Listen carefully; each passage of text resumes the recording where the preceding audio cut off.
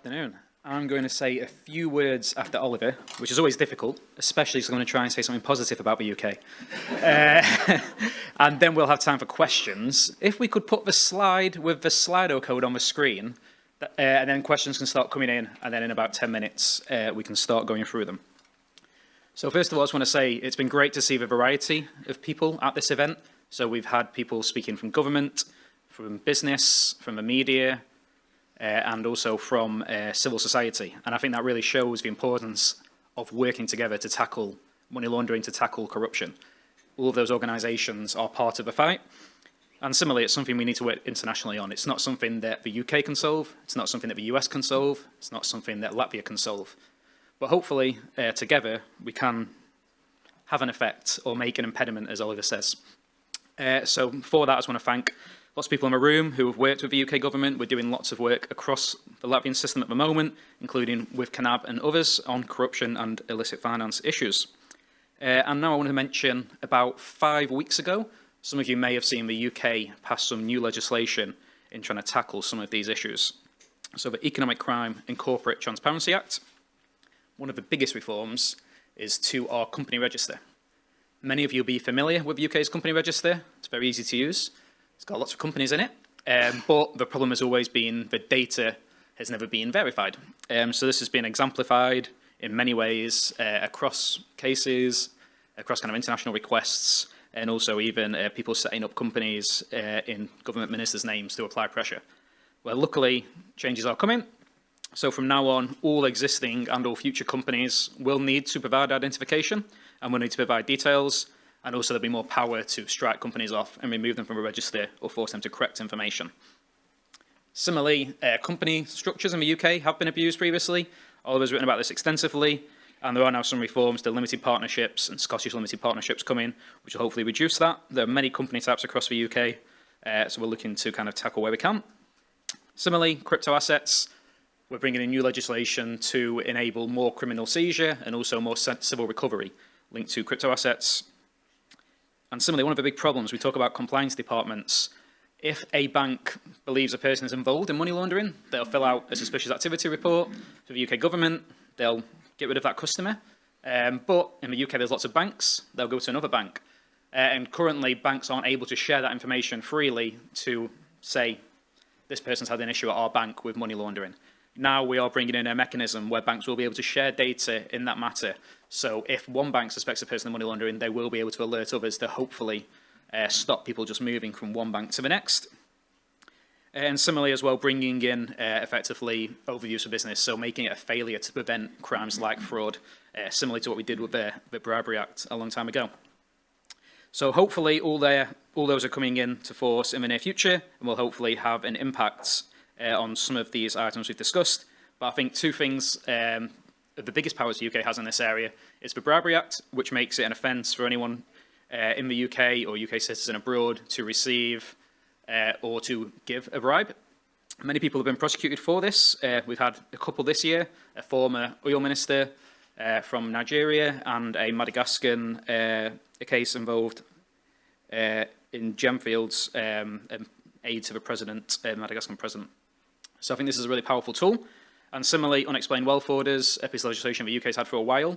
There have been issues with those. Unfortunately, they haven't been used a great deal, but we have had some successes with those, but as well, unfortunately, some failures. I think one of the problems is when you're trying to go after some of the biggest players in this game, they also are very powerful and have lots and lots of money. You know, Oliver talked about huge amounts of money that are being laundered to pay for lawyers and legal defence, which is, of course, part of the problem. So we're looking at also effectively limiting the UK government's liability going after some of those people. So I just wanted to raise a few hopeful positive points in this fight. And then what we'll do now is go to the Slido and kind of have a wider conversation. So please do put your questions in there, or feel free to, of course, just ask them directly. And I'll just get that loaded up now.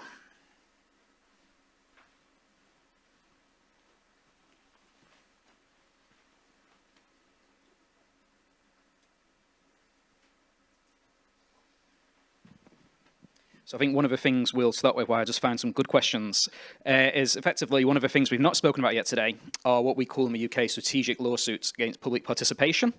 This is effectively where persons try to stop the public conversation on some of these matters, and I know it's something that Oliver's quite passionate about and has been involved in. So it'd be interesting to get your reflections on kind of the issues we have in the UK and elsewhere on SLAPs and the effect that's had in your career. Yeah, thank you. Strategic lawsuits against public participation are one of the many pressing issues that prevent corruption being exposed, because it has become very easy for wealthy individuals to use their wealth to retain lawyers who can then threaten mainly but not only journalists who look like they might expose their wrongdoing. Lawsuits in the UK are extremely expensive. Now, I am currently being sued in Portugal by a wealthy Angolan, which is annoying and time-consuming, but not very expensive. So far, my costs have been approximately 5,000 euros altogether. It's not nice, but that's a manageable sum. In Britain, an equivalent case would probably have cost me £300,000 just to get to the beginning of the court case. Now, obviously, I'm confident that I'm going to win. I'm confident in the quality of my reporting. But if you just have to pay that much money just to get to the start line, there's a huge number of people who don't want to get to the start line. So part of the issue is that because it's so expensive to bring these cases in the UK, that foreign billionaires like to sue other journalists or other investigators in the UK rather than their own countries. There's a particularly egregious example at the moment with an American journalist who is being sued under data protection law in the UK, despite the fact that he's never been to the UK and all written for a British publication, simply because lawyers are seeking to exploit British law to make money, to bring their influence to bear on other jurisdictions. And this has been going on for ages, despite efforts to solve it. It is pleasing that there are now government efforts to try and solve this problem, to try and prevent lawyers from doing this. But just an example of how urgent this is. Yevgeny Prigozhin, may he rest in peace, sadly departed, head of Wagner Group, possibly the worst person in the world until his death, leaving that position open. He sued Elliot Higgins, British investigator, for saying he was head of the Wagner Group, not a secret, but sued him for essentially saying the truth. And although the case eventually fell apart after the full-scale invasion of Ukraine, he still managed to find a British journalist to represent him to do this. So, it is an ongoing and really serious part of the battle against corruption, simply that it's very hard to talk about corruption because it can be so expensive if corrupt individuals don't want you to do so.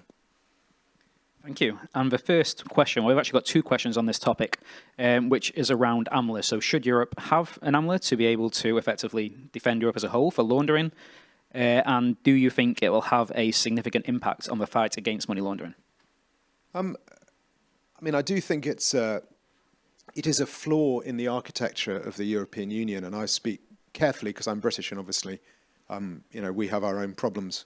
So I'm very happy to criticise Britain in other ways. But while we're talking about the European Union, it is a flaw in the architecture of the European Union that money can move freely. In fact, it's a single currency across much of the European Union, but there isn't a single law enforcement agency tasked with following that money, which does mean that people moving the money have advantages that the people who are investigating the money don't have. And it does make it difficult. It makes life easier for the criminals and harder for the people trying to stop the criminals. So having an EU-wide agency seems like an excellent idea to me.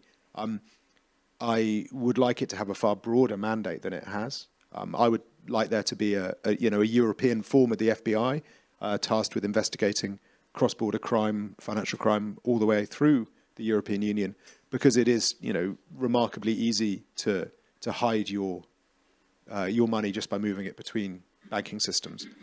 It's a good start.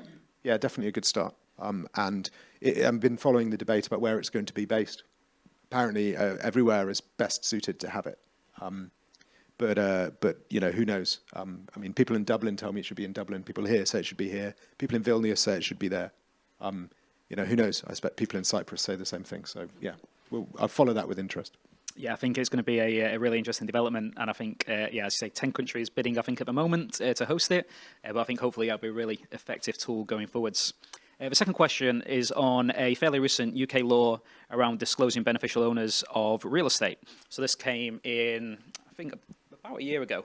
And effectively the question is it effective to fight AML in tax issues? I'll give an answer and then I'll let Oliver answer. So yeah, I think it's a really interesting piece of legislation. Lots of property, and particularly valuable property often, is owned overseas. So the legislature has come out and the vast majority of people now have completed their aspect. There was a slightly confused piece, I think, in the media where there was a number of companies that weren't on the public register, and that's because as a trust, that information was held by the government, but wasn't held in the public domain, which I think made some news reports around it actually being fairly ineffective. But Oliver may have a different opinion.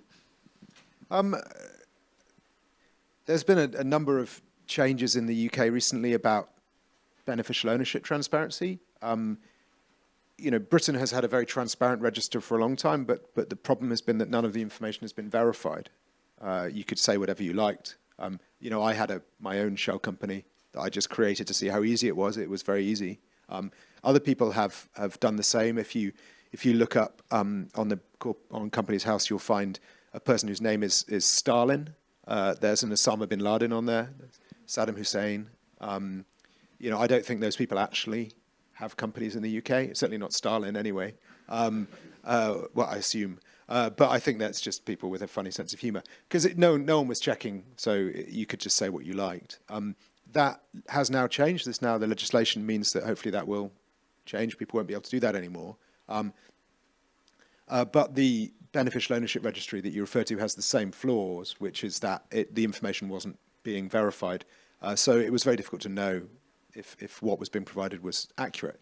And it's very difficult to know now if Companies House, which is tasked with checking the information, will have enough money to do the work that it needs. I mean, so often the problem that we have in the UK is we have excellent laws. You referred to unexplained wealth orders earlier, but we just don't have enough money for the police agencies tasked with enforcing those laws, so the laws don't really amount to anything. Is beneficial ownership transparency good? Yes, obviously. But at the moment, it's very easy now to just use a trust to hide your ownership instead of a company. So it doesn't really achieve anything unless you can close all of the loopholes. But yeah, it's a step in the right direction. And as I say, just making things difficult for the bad guys, making things annoying for the bad guys is worth doing, just for its own sake. Absolutely, and I think that's it. This is all effectively, taking steps further down the line. There's no, unfortunately, perfect law to solve these issues. So I think getting closer down that line is an important thing. We've got a question about, would you say that the current sanctions against Russia work? So again, I'll give a brief answer and hand over to Oliver. I think the purpose of sanctions is behavioural change.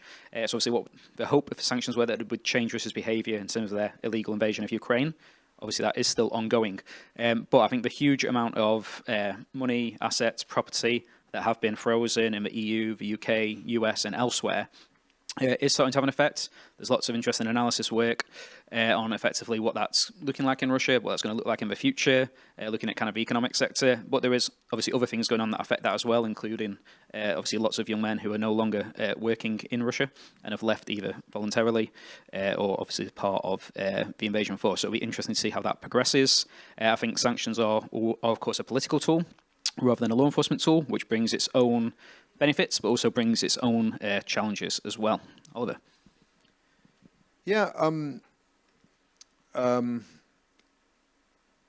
I tend to think sanctions are an admission of failure. If you're relying too much on sanctions, then you are admitting that your law enforcement capabilities are not sufficient and not what they should be. Obviously, it's good that Russian companies and individuals were sanctioned after February 2022. It's important. You couldn't just leave it as nothing. I suppose my concern is what happens now.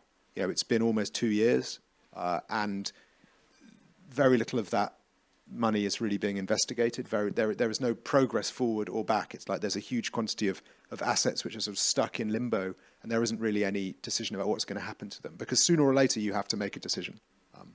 So, I would like there to be a far larger investment in law enforcement to investigate that money. And I'd also like, and this is not, I know this isn't a popular viewpoint, but if you are aiming to change behavior, you need to give the possibility of money being unsanctioned.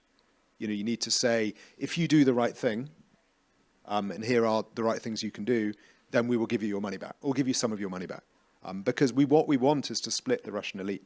We don't want to, in a way, by sanctioning everyone, we sort of almost united them around Putin. It's like, well, look, we hate all of you. So I would like to see suggestions made to, and I appreciate this isn't going to make popular everywhere, but I would like to see suggestions being made to Russian oligarchs as if you give half your money to Ukraine, you can have the rest, for example. I'd like to see that. But it's very difficult politically to make that case, and I can understand why they're not doing it, which is why I'm not a politician. Fair enough. Also, I'm rude. So this next question I have Google translated, so hopefully we've got the gist. But effectively the question is, what is the strategic plan for 2024 to reduce corruption, and how many percentage points do you intend to reduce corruption by in 2024? So I think for the UK, there's a new anti-corruption strategy being launched in early 2024, which outlines our kind of plan over the next, I think it's going to cover 3 or 4 years, which you'll be able to, that'll be a public document, so you'll be able to view that shortly. When we talk about reducing corruption by percentage points, I feel it's very, very hard to measure these things. I'd say it's very hard to measure money laundering. There's this 2 to 5% figure thrown around, which is trillions in difference. And similarly for corruption, there's a few different groups trying to measure it, including, of course, TI. But how you really measure this is very, very difficult. Measuring any kind of illegal crime in general is difficult. How many illegal drugs are there? How can we tell that? We confiscate some, but we don't obviously know what we don't confiscate. And similarly, when we obviously prosecute people for money laundering, again, we know how much we've got from that case, but we don't really know what the scale is. So I think, how many do you intend to reduce it by? As many as possible. But I think it's very hard to talk in those figures. Any comments on that, Oliver? Yeah, I mean, often when I talk about percentages, I remember something that was once said by my friend Daria Kaleniuk, who is an anti-corruption activist in Ukraine, who many of you will know. And I once asked her how she managed to keep fighting corruption in Ukraine and not get disheartened, considering how very difficult it was and how few people there were fighting it and how many corrupt officials there were. And she said that she doesn't think about defeating it. She says that, this is what she was saying at the time, we're at 4% and her ambition is to get to 5%. So I tend to think about it like that. Any change is good. Any improvement is good. We're not going to defeat corruption, right? We're not going to defeat money laundering, but just by, making life annoying for officials, that's good. I can remember Daria works for an organization called the Anti-Corruption Action Center, in which she runs it in Kiev.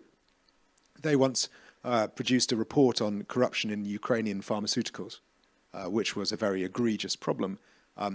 And I said, well, did you solve the problem? And they said, no, not at all. But we did make the corrupt officials register a whole new load of shell companies, which is annoying for them. And that's sufficient. So that's what I think is our ambition, really, is to try and annoy rich and powerful people. Okay, and perhaps a slightly controversial question. We've got, has Brexit had a significant consequence on the AML system in the UK? So I think from my point of view, the UK has lots of law enforcement officers overseas and lots in Europe as well, and there was concerns about information sharing on criminal cases between UK and European jurisdictions, and similarly on Europol. All that did get worked out ahead of the UK leaving the EU, so that hasn't had an effect going forwards. And in terms of the AML system, again, we're still working, constantly in terms of compliance and kind of align things like sanctions with the EU. So I think there's still lots and lots of kind of co-working going on in that space. But Oliver, have you seen anything any different? No, I think there have been effects on the margins with regard to things like human trafficking because of the departure from the Dublin Agreement. But in general, no. I'm pretty heartened by how, possibly because of a change of prime minister, relations seem to have improved with our neighbours, and hopefully that will continue. It's far too important an issue to argue about just because we don't currently get along. I think we have, in Britain, very good relations with lots of European countries which are which are bilateral rather than multilateral. So obviously with Latvia, with the Netherlands and lots of other places. So no, I think it's going pretty well actually in that regard. But so much of that is because of what is happening in Ukraine. I think there's been a sudden realization of how important this issue is that perhaps wasn't present in the past. Thank you. Okay, and then we've got a question around various Scandinavian banking scandals in the Baltics. And do you think that there's sufficient oversight from their home countries, said about Swedish oversight here, and their subsidiaries abroad is sufficient? And this is a really difficult part because if there's many banks, not just in the Baltics and not just from Sweden, that have, multiple countries that they operate in, huge banks, and they have different rules in different jurisdictions, and they can vary a little bit. And I imagine the rules in Sweden and Latvia aren't particularly different, but obviously some countries, they do vary hugely. So I think it's very difficult to kind of give a good answer to that one, I'm afraid. I think sometimes, obviously, it can then become a little bit of a blame game between jurisdictions, which obviously isn't useful to solve these problems. But yeah, I haven't got any other experience on that one. Oliver, anything you'd add? I mean, it's not only a problem here, right? I mean, if you look at which branches of, say, big French banks or big American banks have got in trouble, they're often the branches in London because they're the branches which are far away from their domestic oversight. We obviously the same here with Swedish banks, the same in Estonia with Danske Bank. It's sort of natural that when you're a little bit further away, you're a bit further away from being overseen. I mean, it is. I think to go back to the question about AMLA, it's a good argument for a beefed up European Union wide anti-money laundering system, and I would say a European-wide law enforcement system, because it means that you don't have these kind of nooks and crannies for dirty money to hide in. Okay, and then we've got a question around, do you have any plans to educate society and make it more aware of corruption? So I think from my point of view, this is a really interesting topic that we're looking at. There's been some interesting academic research recently that effectively says the more you talk about corruption in a country, often actually the worse it can get, because people then begin to think it's endemic, people begin to think everyone is involved in that corruption, and people begin to think there's nothing that they can do about that corruption. So I think you've got to think very carefully about how you do this and how you message this. But I do think it's something that in general is becoming more of an awareness. Obviously, lots of books about it, lots of articles about it, films and such as well. But I think, how do you educate those people, like you say, in the schools or the youth? We've done talks at various universities in Latvia on kind of money laundering and corruption as well. And some aspects youths are targeted. So money mules, people who take amounts of money and put them into their banks. Often students are targeted who may or may not be aware of kind of these issues. So I think society does need to be aware of corruption, but we need to do it in a way where it doesn't seem like corruption is such a kind of endemic problem in that society that they almost begin to give up. Oliver? Yeah, I agree. There's this. I mean, I think that the recognition, again, perhaps because of what's happening in Ukraine, about the fact that corruption and democracy can't cohabit. That if we're fighting for democracy, we need to be fighting against corruption. This is something that Ukrainians have known for a long time. They've talked for years about how they're fighting on two fronts. They're fighting against Putin abroad and against corruption at home. And it seems to me that's obvious, and that's true everywhere. If we wish to resist Russian interference or non-anti-democratic interference in our societies, then we need to reduce corruption, because it will be via corruption that interference happens. Thank you. And then it's got a question saying, effectively, what can be a solution for Russian money laundering in Latvia, given it is, on the doorstep of Russia? And I think, as Oliver said in his speech, Latvia's changed a lot. I remember I came out here 2 years ago, and before coming out here, I Googled money laundering in Latvia, and was reading various articles and was reading things like the FATF report from 2018. And that made me think, okay, there's going to be some really interesting things to do here. There's going to be a lot of work that needs doing, a lot of things for the UK to do. And then I arrived, and my first few weeks went around and spoke to many government departments, and so much had changed from kind of 2018-ish to kind of when I arrived in 2021. That by then there were some really strong institutions, there were some really strong laws. And there were some cases beginning to go through the courts. So I think Latvia's in a very good place now for not for Russian money. There's other jurisdictions that they may be looking at now instead of Latvia. I think the other problem Latvia's got is, of course, on trade sanctions. You share a border with Russia, and unfortunately that puts you on the forefront of kind of the European fight against sanctions evasion, which is a very difficult place to be. And obviously, different people, different parts of Europe have kind of different response to sanctions and different interpretations of sanctions legislation, which makes them very difficult for Latvia as a whole. But generally, I think, you guys have been going the right way since kind of 2018 onwards. So I think, as Oliver says, just kind of keep that fight going forwards. Anything you'd add? Yeah, I just thought it was really interesting what the American ambassador said earlier about the need for quicker legal processes. I think this isn't a uniquely Latvian problem. We see this, widely, that these cases can take a very, very long time to prosecute. And it's difficult to maintain interest in society if it looks like people accused of corruption can manage to prolong the cases for so long. So I think that's an issue in the UK as well. These cases drag on and on and on, and so. But no, I mean this widely quoted statistic that's a little bit hard to source, that 1% of all dollar transactions went through Riga in 2015. That's not happening anymore. Yeah, but there has been action taken, but there's always more to do. And then what will be the last question? So since the invasion of Ukraine, the fight has grown, particularly against Russian oligarchs, but has the success against illicit funds outside of that also improved? I think yes. So lots of legislation that's changed in the UK has been post the invasion of Ukraine, the piece I've talked about today, but others as well.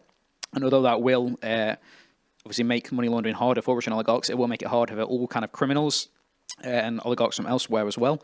So I think in the UK and elsewhere, the fight against money laundering and corruption is obviously targeting to some extent Russian oligarchs, but is also going much wider and bringing in kind of systematic change, which will hopefully capture or begin to capture everyone. Anything you'd add, Oliver? Yeah, I mean, it's been really heartening to see the White House declare the fight against corruption as a national security priority, which is brilliant, and so it should be. I think we need to be on our guard against political changes in all countries of people who argue back against that, say, well, business should be allowed to run. Putting national security first is a good thing. And I don't think anyone in Latvia needs to be told that, but perhaps in Western Europe, that's something that we need to be reminded of. And then, of course, there are lots of people as well, Oliver, thanking you for your work and for your coming here today, and, of course, for your books and journal publications as well. So thank you very much for coming to Latvia this week and for speaking at this event. Pleasure. Thanks for having me, and thanks for listening.